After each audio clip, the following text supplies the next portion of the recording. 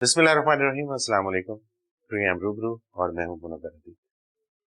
नाज़रीन मोहतरम, आज हमारे साथ एक ऐसी शख्सियत मौजूद है कि जिन्होंने फिल्म के हवाले से अगर बात की जाए, ड्रामा के हवाले से, टेलीविजन के हवाले से बात की जाए, रेडियो के हवाले से बात की जाए, जिस भी हवाले से बात की जाए, शोबिज़ की दुनिया में ऐसे झंडे गाड़े हैं कामयाबियों के कि जिसकी मिसाल उनके बाद मिलती नहीं। और आजकल पीटीवी होम पर एक ड्रामा सीरियल बड़ा कामयाबी से आगे बढ़ रहा है और उसमें आप टाइटल रोल अदा कर रहे हैं।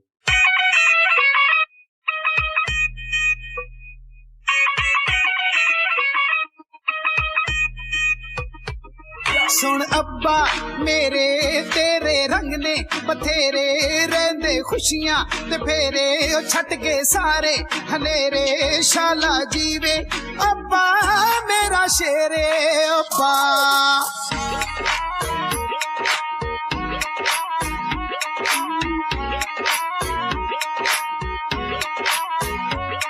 कम आवे तू सब दे करे सब दी भलाई आले दुआले तेरे रहंदी सारी खुदाई हर पासे वसाए सुखा दे तू डेरे।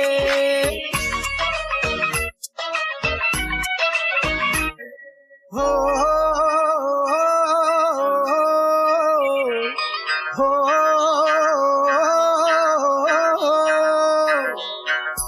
पेश पइयां ते कीतियां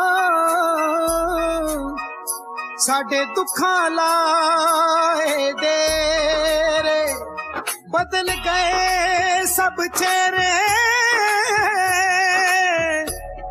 दुनिया ते हुण कोई नहीं साडा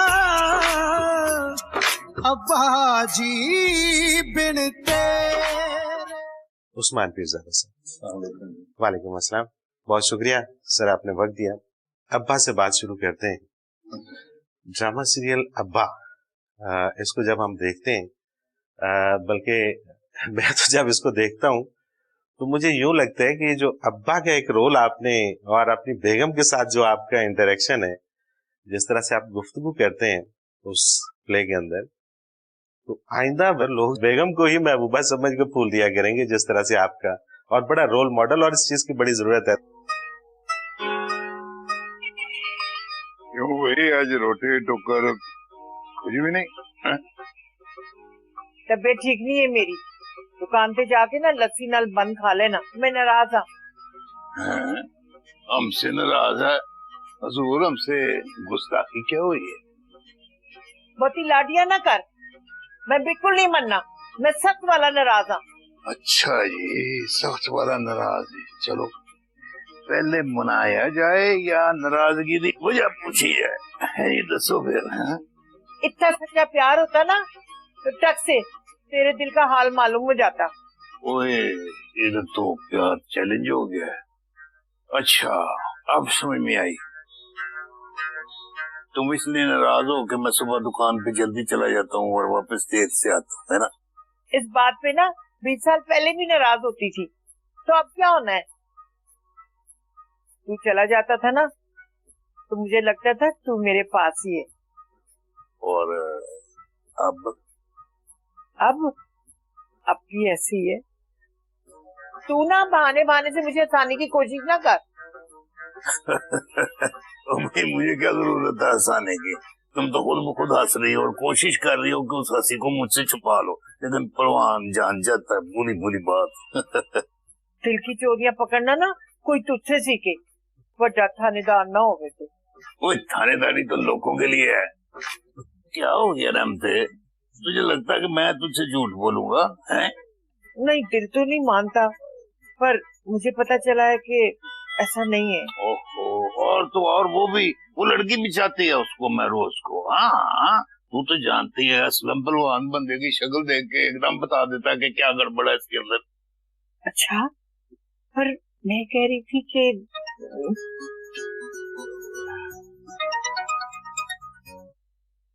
हेलो, हाँ भी ठीक है। अच्छा अच्छा, उन्हें बिठा, मैं आ रहे हैं। मैं चला। किधर चले हो? कौन? वो मैंने अफजल को बुलाया था, वो आ गया, मैं भूल गया था, उसको टाइम दिया था। ये अफसल कौन है? और उसकी बेटी का ब्याह हो रहा है, जहेज का मसला है, कुछ उसकी मदद करनी है। अच्छा तो कुछ खा पी लो ना। आज तूने मेरे पे शक किया ना रहमते, तेरी यही सजा है कि आज मैं कुछ ना खाऊं। हाँ, आज असलम पहलवान भूखा रहेगा बस।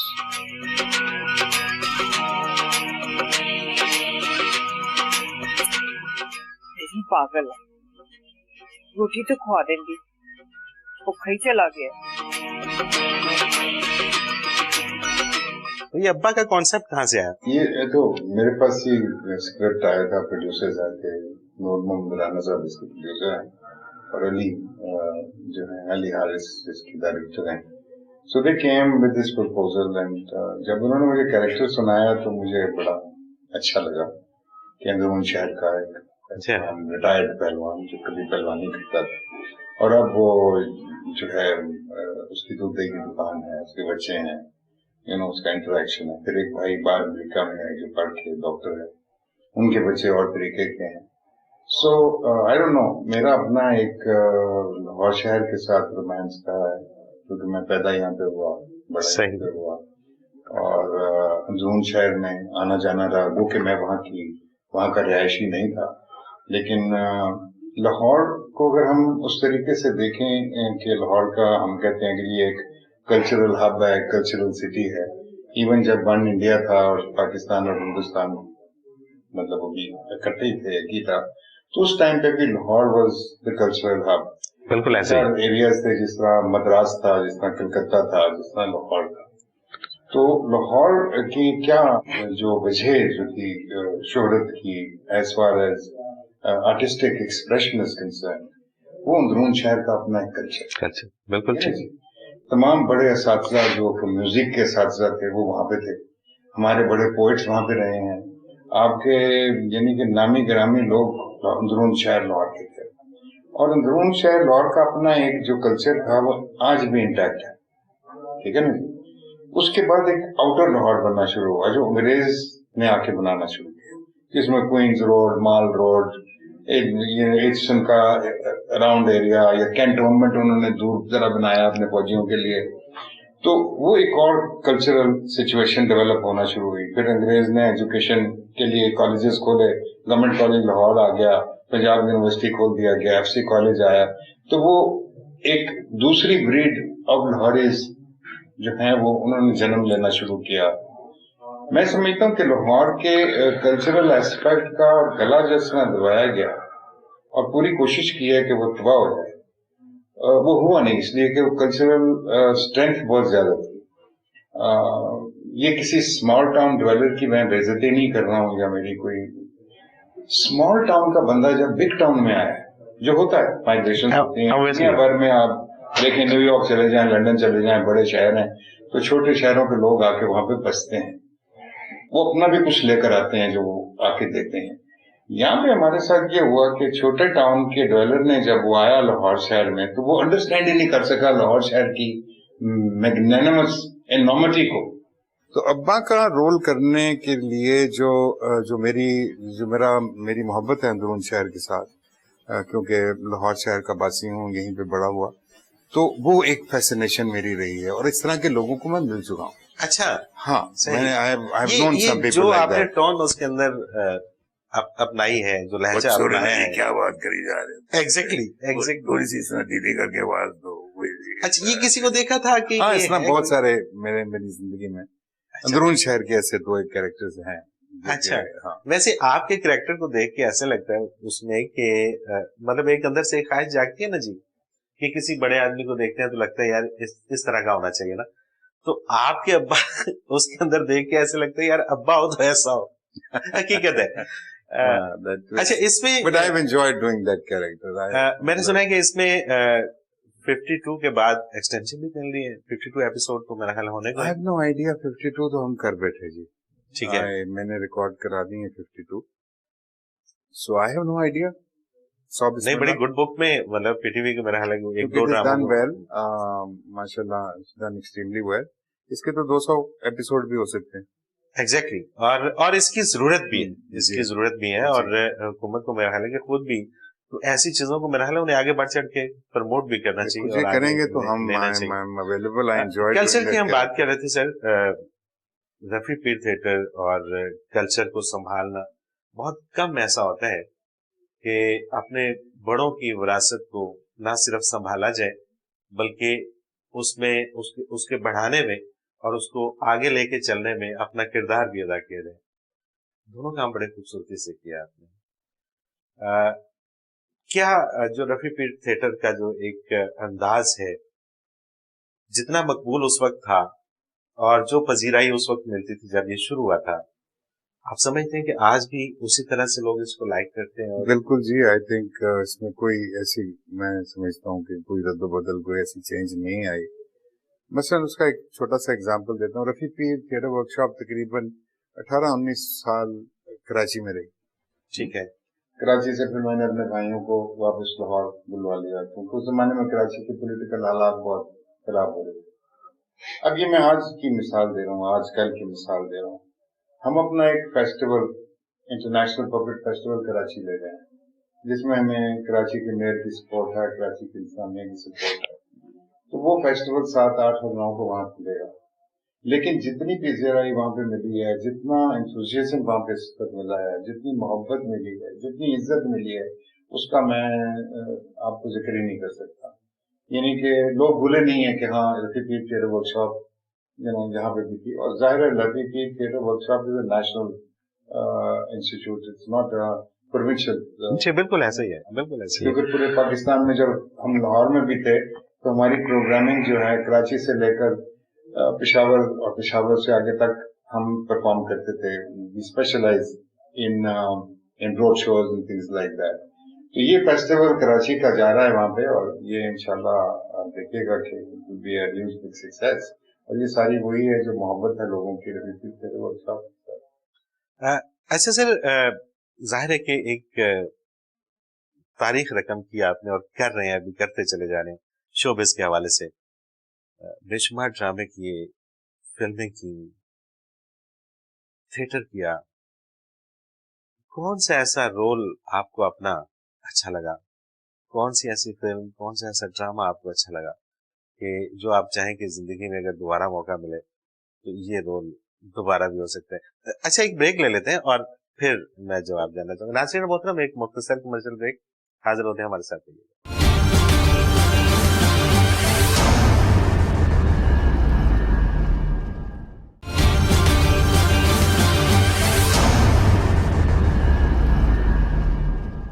वेलकम बैक नाज़रीन मोहतरम, आप देख रहे हैं रूबरू और हमारे साथ आज मौजूद है जनाब उस्मान पीरज़ादा सर। सर, मैंने ब्रेक पे जाने से पहले एक क्वेश्चन किया था और ऑब्वियसली हर कोई ये सवाल करता है और जानना भी चाहता है। मुश्किल सवाल है। मुश्किल इन द सेंस के एक इतना अरसा हो गया कि देखिए, मैंने बीटीवी पर पहला प्रोग्राम जो किया था, ड्रामेटिक ड्रामा जो किया था, मैं कॉलेज में था फर्स्ट ईयर में, तो इट वाज 1968 से मैं काम कर रहा हूँ। तब इतना ज्यादा काम नहीं किया क्योंकि हमारा थिएटर का ज्यादा शौक था, कॉलेज में पढ़ भी रहे थे। लेकिन ऑनवर्ड्स इतने कैरेक्टर्स हैं, लेकिन उसमें चंद मैं समझूंगा कि ऐसे कैरेक्टर्स हैं जो कि बड़े मतलब टचिंग थे, जिनको मतलब फील उनकी अच्छी थी। एक तो कैरेक्टर था जी मेरा, तीसरा किनारा मेरा एक सीरियल है, सही। उसमें जो मेरा कैरेक्टर था, मैं समझता हूँ एक तो बड़े उम्दा डायरेक्टर के साथ हम काम कर रहे थे, Shahzad Khalil, and we had a wonderful cast, Rahat Kazmi, Saira, मैं, शफी मोहम्मद, बल्कि मशहूर ही उस सीरियल से। ठीक है। और फिर एक मेरा कैरेक्टर था जी निशाने हैदर में, कर्नल आदम खान का। अच्छा। वो एक तो देखिए, वो कैरेक्टर्स हैं जिनको मुझे मजा आया बनाने में। खतरा जिस बात का है वो ये है कि दुश्मन यहाँ पूरी सेक्टर से फोर्सेस ले जाकर पांडव को रीइंफोर्स न कर सके और न ही वो बाग की तरफ कर सके, और इस तरह वो 2 सेक्टर्स में कंटेन हो जाए। कोई शक? हमले की प्लानिंग क्या है sir? What's the day sir?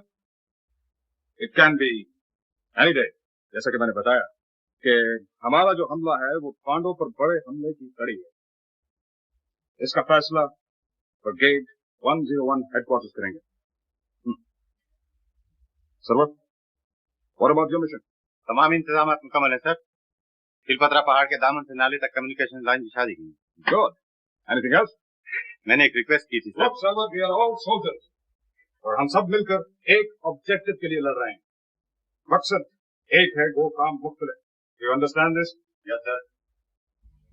हाँ, the problem that we are facing, हमको इस बात का इल्म नहीं है कि तिलपत्रा रिज और पॉइंट 9108 पर दुश्मन की क्या ताकत है, उसके पास नफरी कितनी है, असलहा क्या है,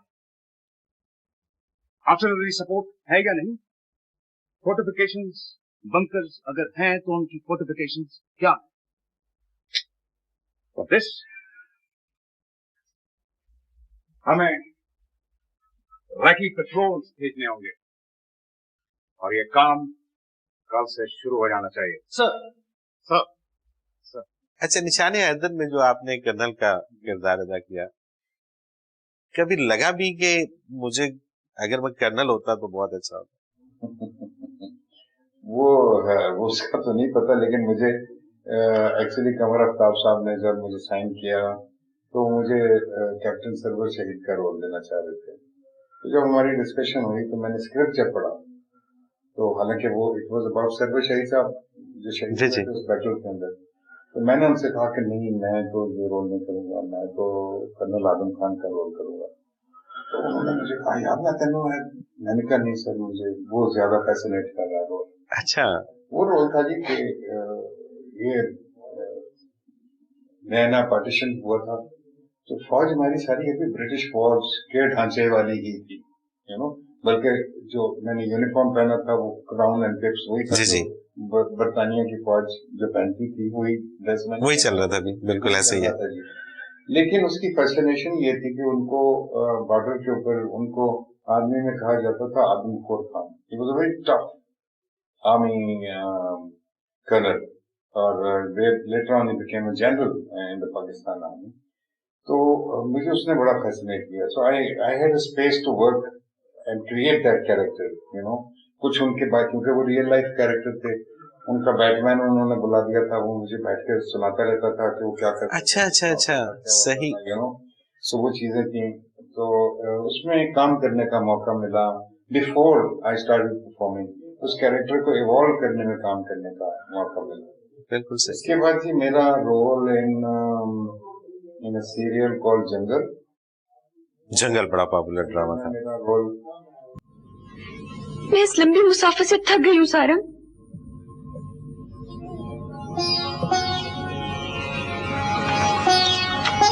कभी कभी मैं सोचता हूँ राबेल कि इस लंबी मुसाफिर के बीच राह पहुंचकर हम अलग ना हो जाए। आदमी को बीच राह भी मिल जाए तो बहुत है।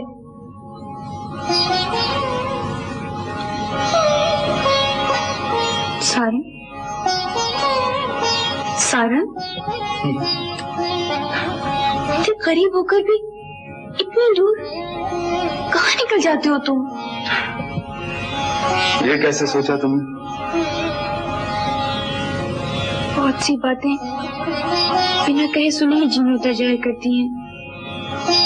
और फिर सारे मैं या तुम जो कुछ भी महसूस करते हैं, क्या इनका इज़हार लफ्जों में जरूरी है? राबेल, मैं सोचता रहता हूँ कि पता नहीं तुम अपने आप को मेरे माहौल में एडजस्ट भी कर सकोगी या नहीं। तुम्हें क्यों यकीन नहीं? इसलिए कि तरक्की के इस दौर में भी मेरे घर के हर फर्द का दिल दिमाग जो है वो पीरी मुरीदी में कैद है। वो लोग जो हमारी अना को पैरों तले रोंद कर गुजर जाते हैं, पिछली 7 पुश्तों से हम उनकी गुलामी में चले आ रहे हैं और बेबस इतने हैं कि अपने किसी भी दुख, किसी भी खुशी पर हमको कोई इख्तियार नहीं। क्यों इतने बेबस बनते हो कि लोग जब चाहे तुम्हारी अना को रौन कर गुजर जाएं? तो और क्या है मेरे बस में? सोचना करना। तुम ये सब कुछ नहीं समझ पाओगे राबेल। फिर माय रोल इन दरिया।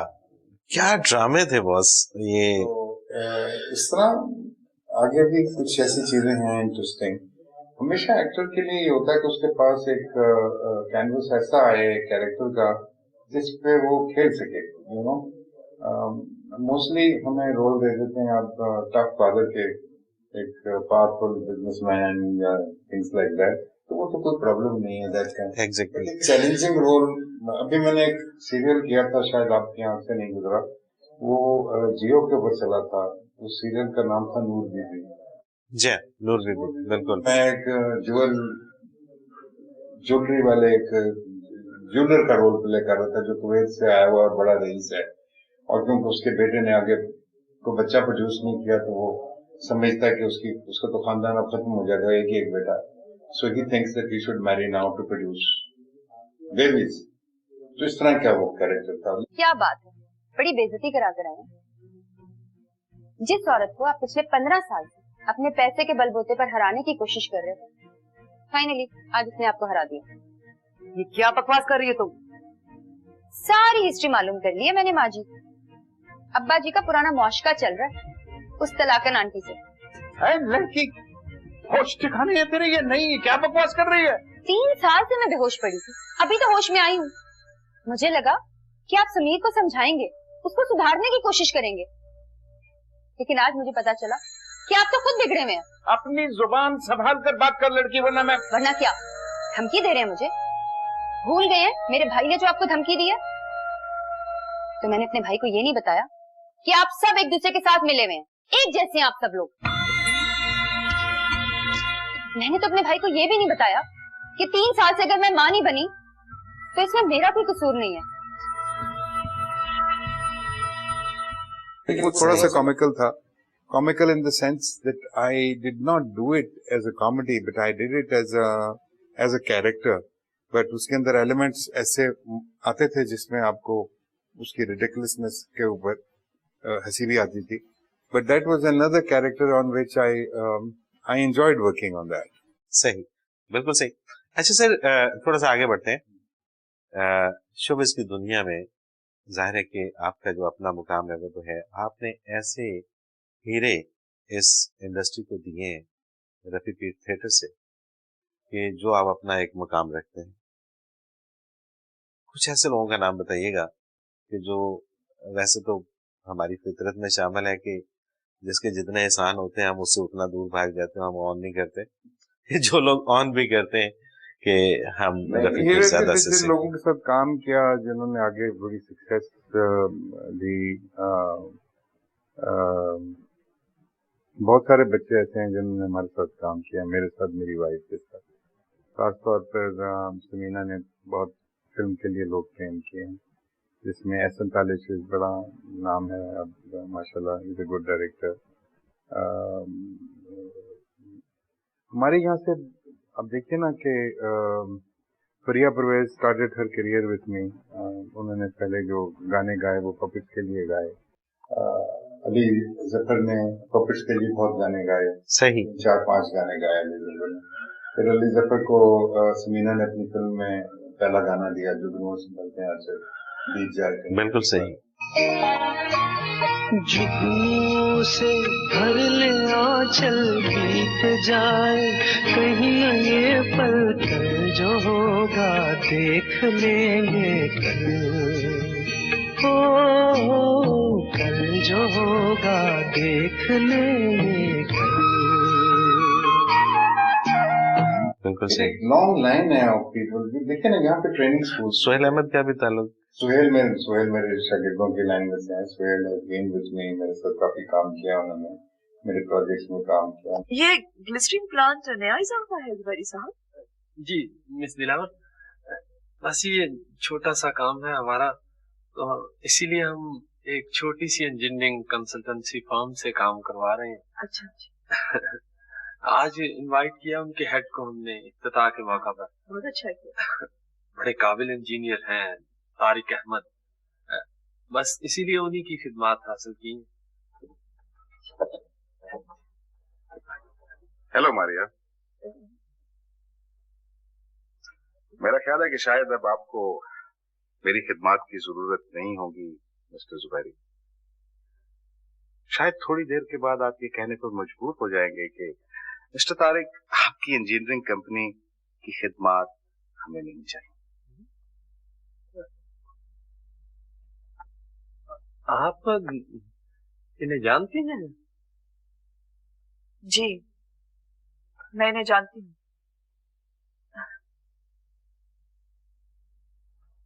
मैं तुमसे कुछ बात करना चाहता हूँ मारिया। जी जी, बैठिए ना, बैठिए, तशरीफ रखे प्लीज। मैं जरा इंतजाम देखता हूँ। बब्बू बराल बड़े लेजेंड अदाकार थे। बब्बू बराल आए थे, बब्बू बराल आए थे मेरे साथ काम करने। हमारे एक एक्टर बीमार हो गए थे। अच्छा। तो सुहेल अहमद ने मुझसे कहा कि उस्मान साहब आप फिक्र ना करें, मैं एक एक्टर को बुलवा रहा हूँ। तो वो जब आया और जब मैंने उसका ऑडिशन दिया तो मुझे कुछ पसंद नहीं आया था। तो मुझे बहुत ही ज्यादा भांड किस्म का वो लगे उस टाइम पे, जो कि बाद में उसने बहुत इम्प्रूव किया। सही। बब्बू बराल ने।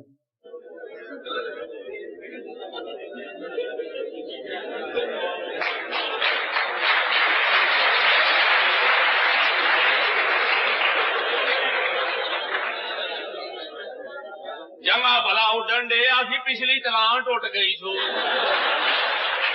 मैं उठी उठी जावा हवा दे नाल नी, मैं उठी जावा। मैं कहा चाचा जी, हाँ जी, तुसी की इत्थे बैठे खुसरे नूं वेलां देंदे रहंदे। तो मैंने उनसे कहा कि भाई तुम तो ये रोल नहीं कर सकते। तो उस बेचारे का मुंह लटक गया। लेकिन मैंने उसको कहा देखो, सुहेल ने तुम्हें बुलाया है तो तुम हमारे साथ रहो, खाना खाओ, हमारे साथ उतने पैसे भी मिलेंगे जो सुहेल ने कहे हैं, लेकिन आप स्टेज पे अच्छा। तमाशा देखेंगे वो क्या रहा विंग के अंदर से।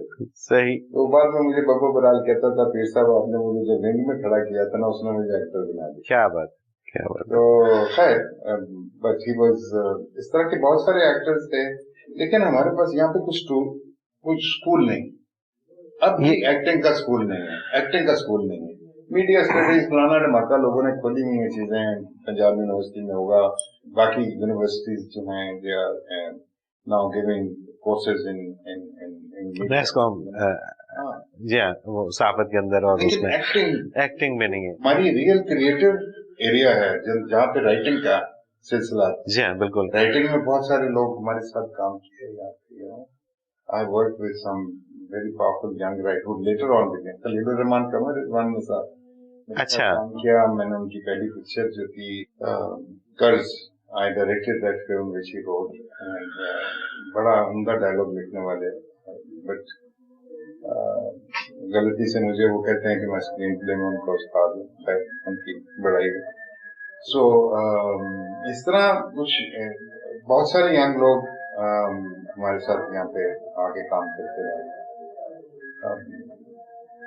We done a lot of work. अच्छा सर, एक ने अपना करियर नहीं बनाया ये वाला काम। अच्छा। और चले गए, कोई CSP ऑफिसर बन गया, कोई ऐसे ही। ठीक है। सब जो मैं समझता हूँ कईयों में जिनमें बहुत ही रिमार्केबल टैलेंट था। एक राइटर थी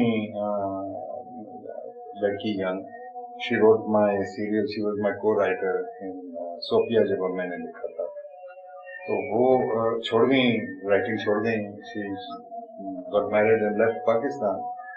I thought that she had great talent. इस तरह बहुत सारे लोगों में बहुत सारा टैलेंट था। सही।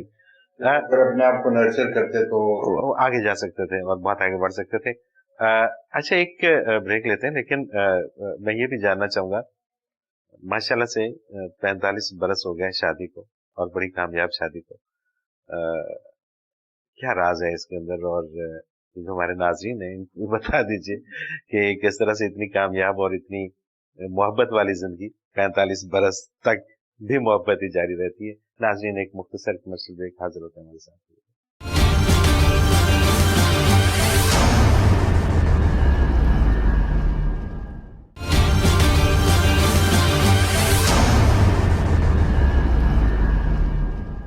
वेलकम बैक नाज़रीन मोहतरम, आप देख रहे हैं रूबरू, और आज हमारे साथ मौजूद हैं उस्मान पीरजादा सर।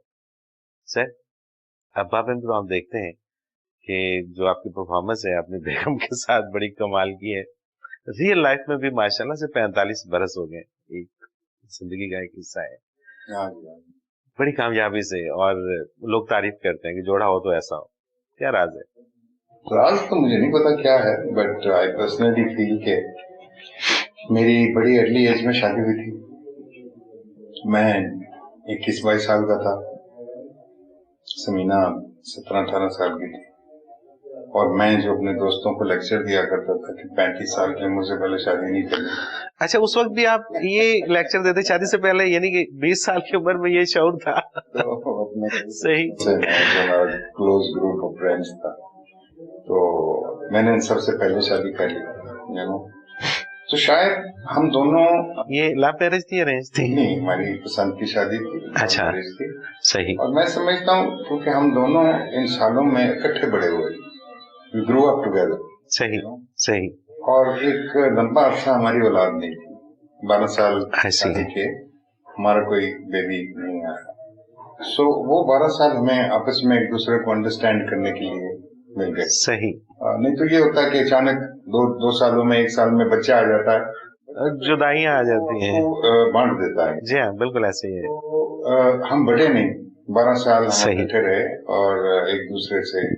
दूसरा ये कि पसंद तो मेरी थी, लेकिन मेरे घर में अगर मैं हल्की सी ऊंची सी भी आवाज में बात कर लूं उसके साथ, मेरी मदर जो है वो मेरे साथ हफ्ते के लिए बात नहीं करती थी। अच्छा, सही।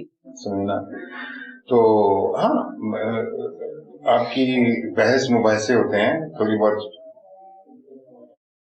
टुस भी हो जाती है जुबानी। जी हाँ, वो तो खैर वो भी मोहब्बत का एक हिस्सा है। कभी भी 2-3 घंटे से ऊपर नहीं रही। अच्छा। हाँ, बड़े चीखो पुकार हुआ, शोर शराबा हुआ, मैं इसमें मुक्का भी मारा। वैसे 3 दिन तक खैर होती है। आप 3 घंटे? 3-4 घंटे। अच्छा, क्या बात। ऊपर नहीं रहा था। और आई पर्सनली फील इसमें समीना का ज्यादा अमल दखल है, स्पेस भी देती हैं, यू नो। हम दोनों ने एक दूसरे को काम की स्पेस दी है। आई थिंक हमने एक चीज बहुत अच्छी है, जो मेरा कराची आना और खुद अकेले काम करना, और उसमें मुझे एक फायदा भी हुआ, क्योंकि हम एक दूसरे की स्पेस को रिस्पेक्ट करना हमें आ गया, समझ आ गई कि ये उस्मान का मूड है, ये उस्मान का वक्त है, ये कहीं और है इस वक्त, तो इनको रहने देना चाहिए। एंड आई थिंक उस्मान को भी ये समझ आ गई कि मैं कहीं फिर रही हूँ, तो अगर हम मिलते भी हैं, अगर थोड़ा सा एक दूसरे को थोड़ा सा नैग भी कर रहे हो ना, करते हैं हम दोनों एक दूसरे को नैग करते हैं, तो हम थोड़ा सा बैक ऑफ भी करने का हमें आदत आ गई। कि थोड़ा सा पीछे 2 कदम हट भी जाना चाहिए। तो ये अब जो ये नई मैं समझती हूँ कि अब हम जब इकट्ठे काम कर रहे हैं, ये एक बहुत तजदीद अहद के साथ, मैं समझती हूँ कि शादी भी ना ऐसे ही है, हर 10 साल के बाद नए सिरे से ना तजदीद अहद करनी चाहिए। और कई दफा मसलन एक वो दौर था जब समीना ज्यादा कराची में काम कर रही थी, क्योंकि काम ही कराची में, और मुझसे शहर नहीं छोड़ा जा सकता था। फिर हमारी बच्चियां तब स्कूल में थी, तो जब समीना काम कर रही होती थी तो मैं I would take care of my daughters.